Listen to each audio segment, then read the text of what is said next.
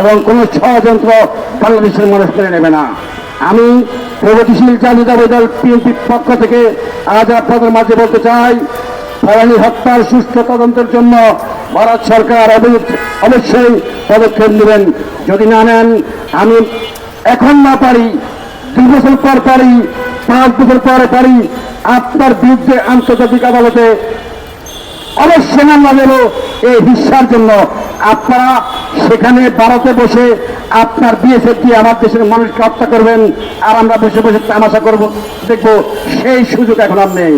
অতএব আপনাদের অনুরোধ করছি, হয়তো সাবধান হয়ে যান, তা নাহলে আমাদের লাগবে না। আপনার আশেপাশে যারা আছে তারা সকলেই আপনাদের বিরুদ্ধে তুলতে চলে গেছে।